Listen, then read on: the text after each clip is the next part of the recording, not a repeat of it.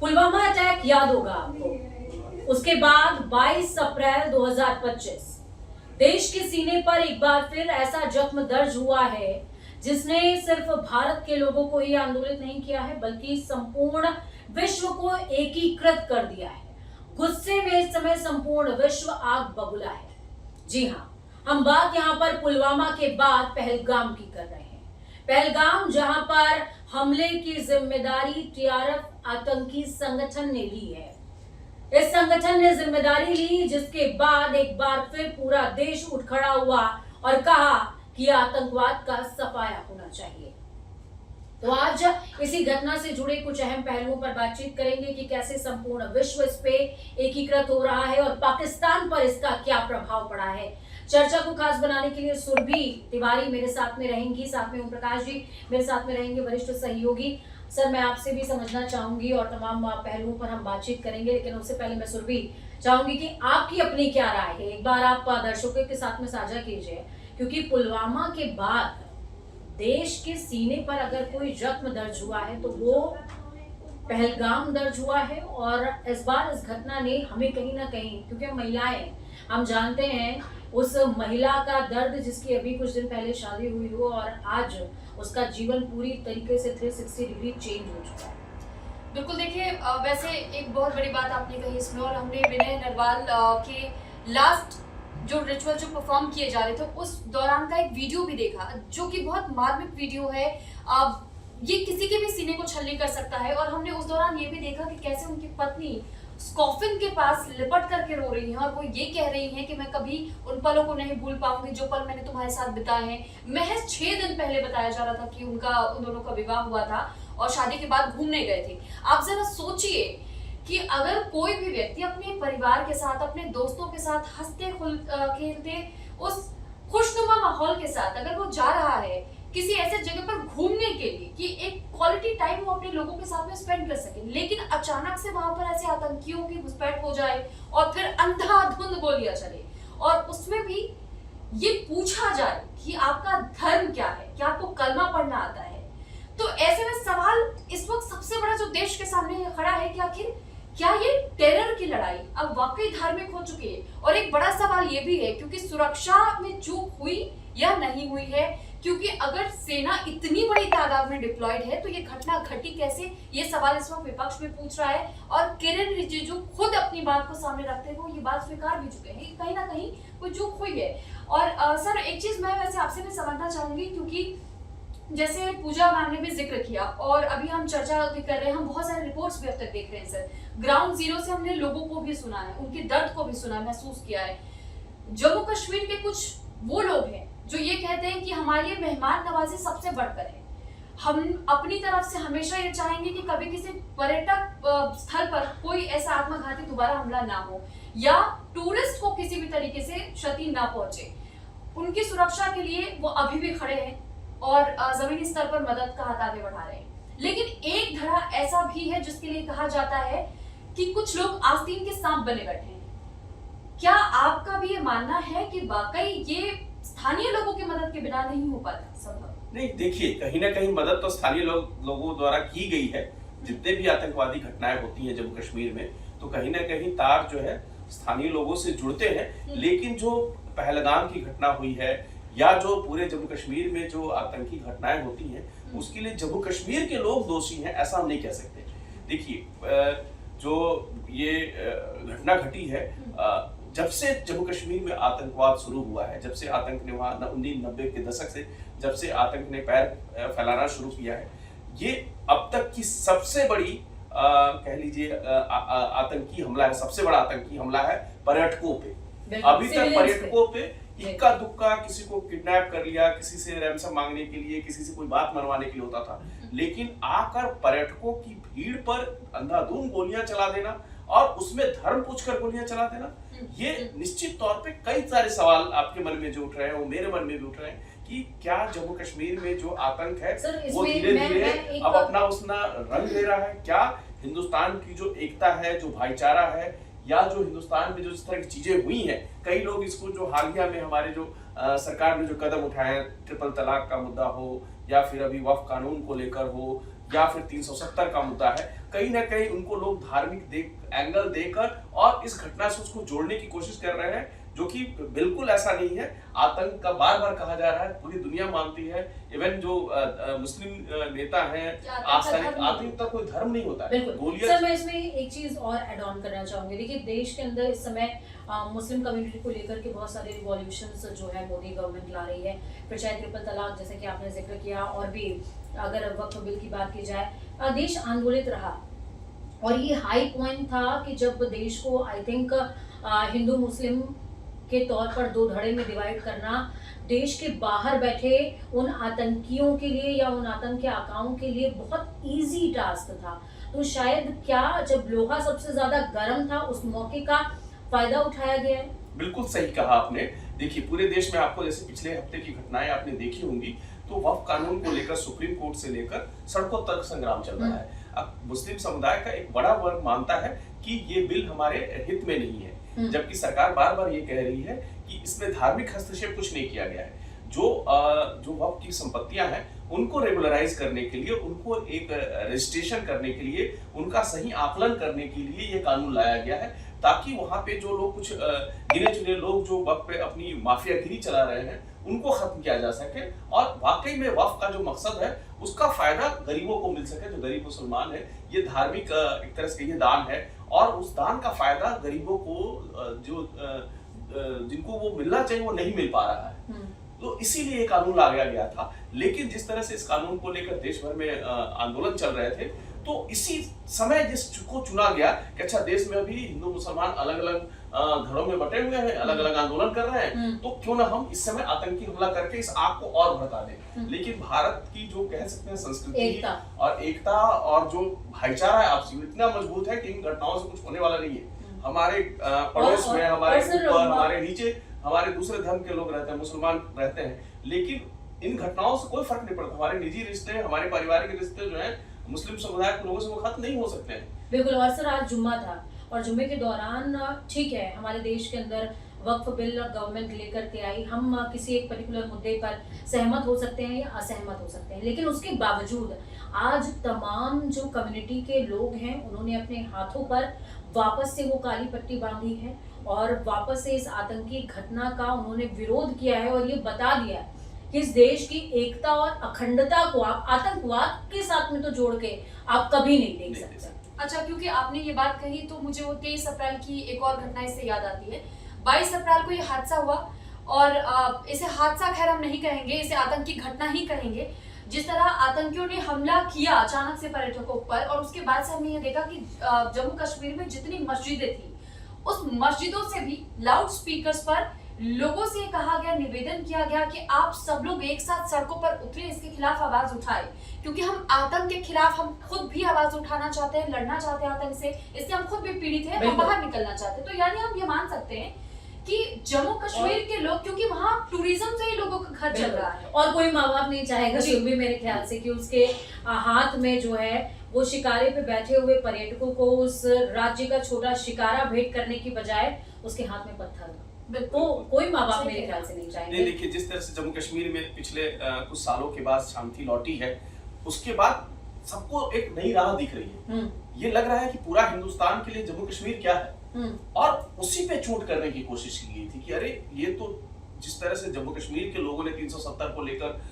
भारत सरकार का साथ दे रहे हैं, या पूरे भारत के आवाम के साथ जिस तरह से मिल गए, कोई विरोध प्रदर्शन नहीं हुआ, कोई आंदोलन नहीं हुआ, कोई ठीक है राजनीतिक जो मांगे होती वो भी 370 को लेकर, लेकिन आम लोगों के जीवन में जो उसके बाद बदलाव आ रहे हैं, जो वहां परिवर्तन दिख रहा है, जिस तरह से सैलानी उमड़ पड़े हैं, जिस तरह से अर्थव्यवस्था में परिवर्तन हो रहा है, ट्रेन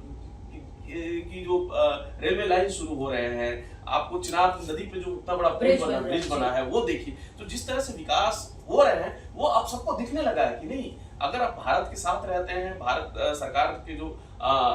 कदम है, कैसे वो 370 उनको रोक रहा था, वो बाधाएं जब हटी हैं तो कैसे विकास को जो गति मिली है, तो वो अब सबको दिखने लगा है। तो निश्चित तौर पे आतंक के जो आता है, चाहे वो पाकिस्तान है, लश्कर-ए-तैयबा है या बाकी कोई लोग हैं, उनको लग रहा था कि अब कौन सा रास्ता अख्तियार करे जहां पे इस पे ब्रेक लगाया जा सके। तो इसीलिए मुझे लगता है कि जो वक्फ कानून की आड़ में जो आंदोलन चल रहा था वक्फ कानून को लेके, हाँ, उसी समय उन्होंने आतंकवादी खुद इसको धार्मिक रंग देने की कोशिश की है। लेकिन जैसा कि हम लोग चर्चा कर रहे हैं कि हिंदुस्तान में कोई धर्म के नाम पे, आप मजहब के नाम पे अगर हिंदुस्तानियों को लड़ा दें, ऐसा हो नहीं सकता है। बिल्कुल, हमारे देश के अंदर मतभेद हो सकता है, लेकिन मनभेद कोई पैदा करके चला जाए ये संभव नहीं है। सर, अब जो नेक्स्ट पॉइंट है जिस पर हम बात करना चाहेंगे, वो मेरे ख्याल से जो इस समय सबसे बड़ा मुद्दा है वो देश के सामने ये है कि क्या भारत के सामने इस समय ऑप्शन है, क्योंकि प्रधानमंत्री नरेंद्र मोदी ने साफ तौर पर कहा कि खून और पानी एक साथ नहीं बहेगा, और उन्होंने सीधे तौर पर सिंधु जल समझौता उसको खत्म कर दिया। लेकिन अब जब नीदरलैंड भी साथ आ रहा है, जब रशिया भी साथ आ रहा है, जब अमेरिका भी साथ आ रहा है, और सबने एक साथ कहा, क्योंकि अपने अपने देशों के अंदर सभी आतंकवाद से परेशान है। बीते दिनों से भी हमने किस तरीके से आतंकवाद की घटनाओं की खबरें जो है दूसरे देशों के लिए भी पड़ी हैं, तो हर किसी के सीने में सबसे एक बड़ी बात नासूर मुझे है मैम, कि क्योंकि आपने जिक्र किया बाकी सभी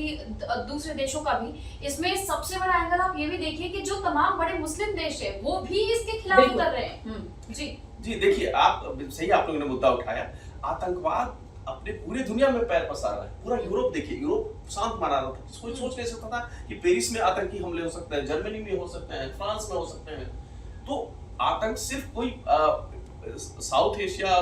पाकिस्तान, भारत या अफगानिस्तान की चीज नहीं है, वो अमेरिका में भी हो सकता है, इजराइल में भी हो सकता है, मिडिल ईस्ट में भी हो सकता है। तो अब जो भारत के सामने सबसे बड़ी अभी जो चुनौती है और स्ट्रेटजी है वो ये है कि जिस तरह से इस घटना के बाद अंतर्राष्ट्रीय समुदाय भारत के साथ आ रहा है, तो भारत जो है निश्चित तौर पे इस मुद्दे को अंतर्राष्ट्रीय स्तर पर ले जाएगा। यहाँ से राजनयिक जो है, यहाँ से रिप्रेजेंटेशन जो है वो दुनिया के अलग अलग मुल्कों में जाएंगे, वहाँ के राजनयिकों से बात करेंगे, वहाँ के नेतृत्व से बातचीत होगी, और इनफैक्ट हमारे यहाँ देश में उसको लेके मीटिंग भी हो रही है। विपक्ष भी उसके लिए तैयार है कि सांसदों का दल भेजे जाए, जो हमारे राजनयिक हैं उनके दल भेजे जाए, हमारे जो ब्रांड एम्बेसडर्स हैं उनका इस्तेमाल किया जाए, और दुनिया के जितने तमाम देश हैं वहां भेजा जाए और पाकिस्तान पर अंकुश लगाया जाए। मकसद अब ये नहीं है कि हमने सिर्फ सिंधु जल बंटवारे को सस्पेंड कर दिया, या जो व्यापारिक रिश्ते हैं उसको खत्म कर दिया, या अटारी बॉर्डर है उसको हमने रोक दिया, या वायु स्पेस खत्म कर दिया। नहीं, उससे पाकिस्तान को बहुत ज्यादा कोई फर्क नहीं पड़ने वाला। पाकिस्तान पे फर्क तब पड़ेगा जब अंतर्राष्ट्रीय समुदाय, जैसे कोई भी आप देखती हैं अंतर्राष्ट्रीय जगत में क्या होता है कि कोई देश, अगर जैसे रशिया ने यूक्रेन पे हमला किया है तो अंतर्राष्ट्रीय प्रतिबंध लगाए गए हैं कि कोई भी देश उनसे व्यापार नहीं कर सकता, कोई उनसे एक्सपोर्ट नहीं कर सकता, कोई इंपोर्ट नहीं कर सकता। उसी तरह से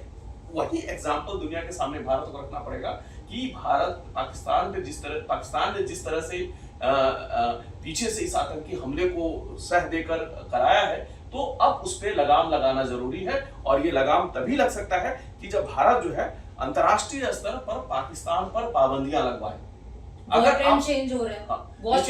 है। देखिए, बिल्कुल, अगर जैसे मान लीजिए कि अभी चीन कुछ समय के लिए अगर जो आर्थिक मदद देता है पाकिस्तान को वो रोक दे, अमेरिका रोक दे, यूरोप रोक दे, तो पाकिस्तान की आर्थिक स्थिति चरमराएगी और तब पाकिस्तान झुकेगा कोई बड़ा और ठोस कदम उठाने के लिए। ये ठीक है, लेकिन आज एक और खबर सर, क्योंकि मैंने पढ़ी और सुनी, उसमें दो खबरें ऐसी थी, एक भारत से ही जुड़ी हुई और दूसरी पाकिस्तान से जुड़ी हुई।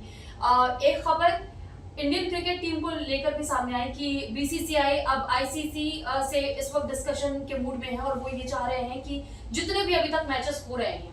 आगे आने वाले सभी मैचेस में भी कोई भी ऐसा मैच इंडिया वर्सेस पाकिस्तान का हो ही ना, क्योंकि एक बड़ी इकोनॉमिक ग्रोथ, एक बड़ा इकोनॉमिक बूस्ट पाकिस्तान को इन मैचेस के जरिए भी मिलता है, क्योंकि सबसे ज्यादा व्यूअरशिप इसी मैच के दौरान रहती है। इस पर भी फैसला लेने पर विचार किया जा रहा है। दूसरी तरफ हम ये भी देख रहे हैं कि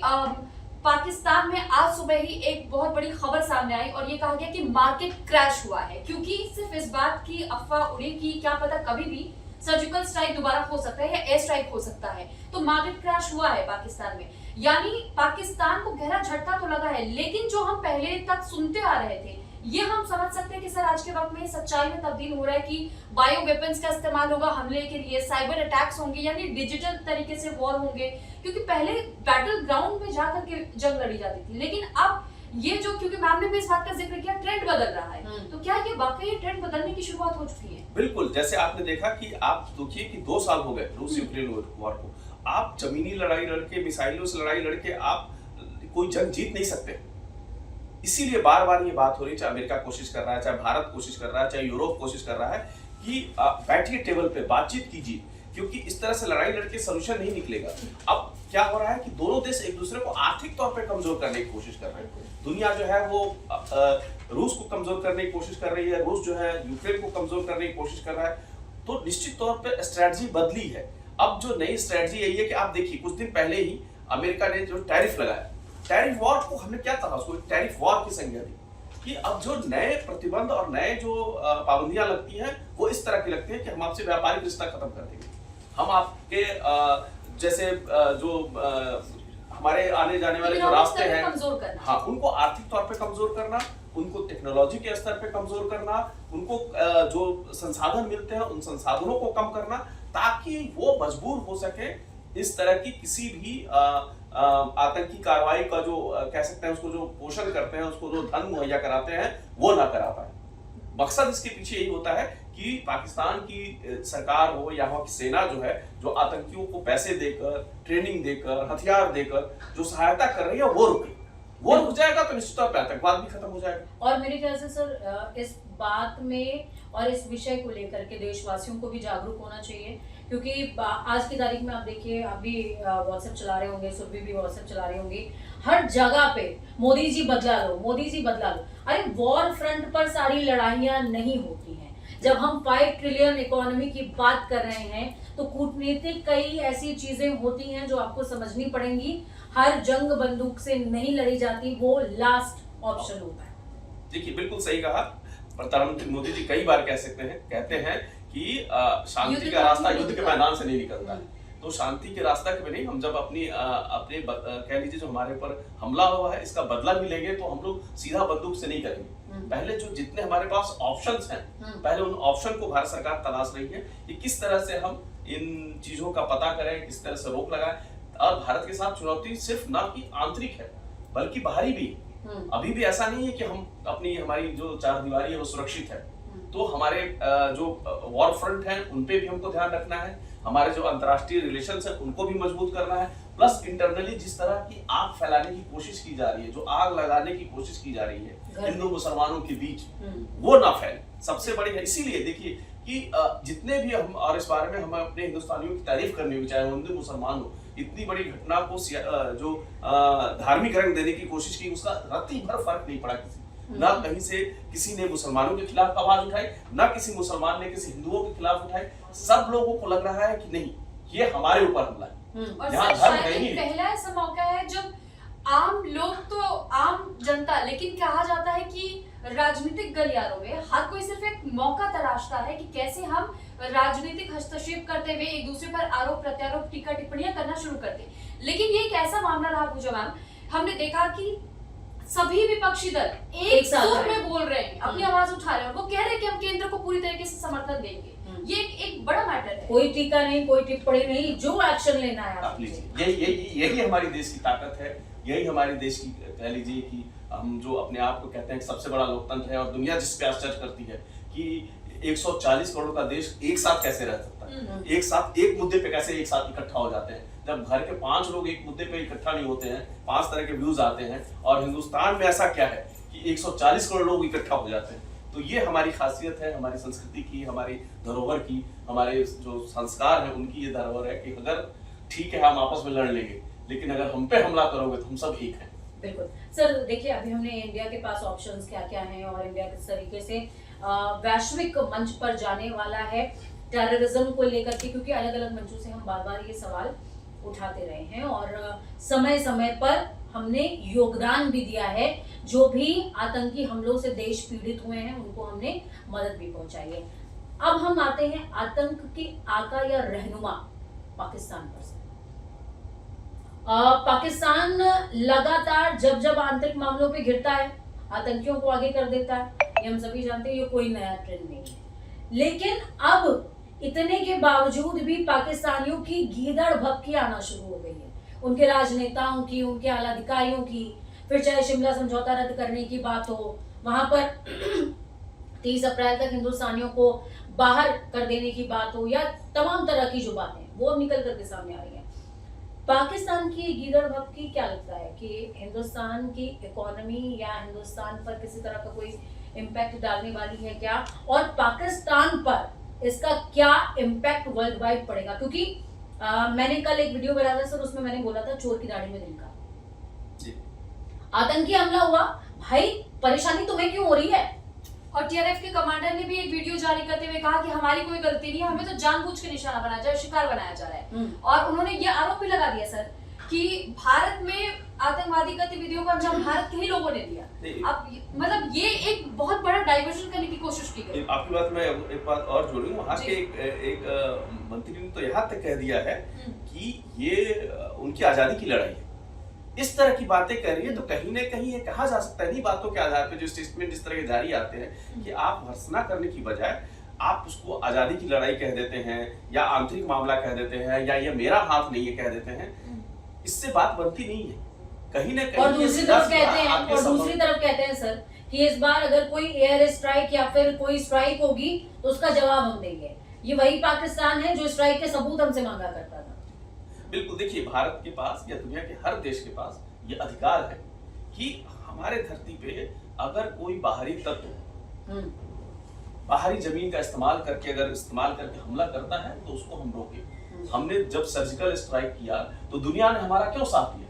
उसको किसी ने युद्ध नहीं कहा। हमें पता था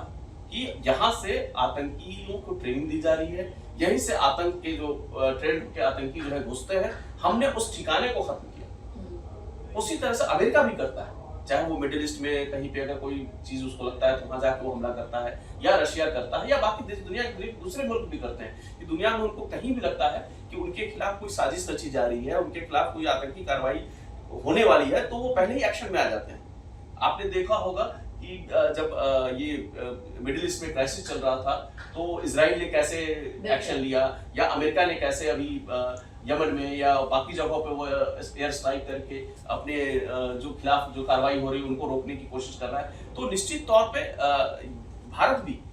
अगर जरूरत पड़ी, मैं अभी भी मानता हूं कि भारत के पास ये लास्ट ऑप्शन होगा जब वो किसी तरह का चाहे वो सर्जिकल स्ट्राइक करनी पड़े या किसी तरह का भी कोई भी वेपन यूज करके पाकिस्तान में एक्शन ले। अभी तो जो कोशिश होगी अंतर्राष्ट्रीय स्तर पर पाकिस्तान को अलग थलग करने की, अगर पाकिस्तान दुनिया से कट जाएगा तो उसकी मुश्किलें जो अभी अगर आप 10 गुनी मानते हैं तो वो 1000 गुनी हो जाएंगी, क्योंकि उसका अगर आर्थिक तौर पे हमने उसको पंगु बना दिया तो निश्चित तौर पे वो मदद नहीं कर पाएगा। और जरूरत पड़ी तो भारत उसके लिए तैयार है, सर्जिकल स्ट्राइक करनी पड़े चाहे लड़ाई लड़नी पड़े, उसके लिए एक सवाल मेरे जहन में आ रहा है शुरू कर दी। और ये मेरे ख्याल से लास्ट सवाल हम देते हैं क्योंकि ये सेशन बहुत बड़ा हो गया। पाकिस्तान अगर दुनिया से अलग थलग भी पड़ जाता है और इस समय टैरिफ वॉर छिड़ी हुई है अमेरिका की साइड से संपूर्ण विश्व के लिए या उसके देश से जो भी लोग व्यापार कर रहे हैं उनके लिए, खासकर चाइना, लेकिन चाइना और पाकिस्तान का जो इंटरनल कनेक्शन है, अगर पाकिस्तान को हम अलग भी कर देते हैं तो चाइना का और पाकिस्तान का जो इंटरनल कनेक्शन है, क्या ये हमारे लिए हार्मफुल हो सकता है? नहीं, बिल्कुल, यही तो हमारे लिए कंसर्न है कि हम चाइना को बार बार, अभी तक क्या होता है कि जब भी हम आतंकवाद का मुद्दा अंतर्राष्ट्रीय स्तर पर चाहे यूएन में उठाते हैं या किसी आतंकी को अंतर्राष्ट्रीय टेररिस्ट घोषित करने की जब मांग करते हैं तो चाइना वीटो लगा देता है या उसको पास नहीं होने देता है। तो भारत की स्ट्रेटजी यही है कि चाइना के साथ भी वो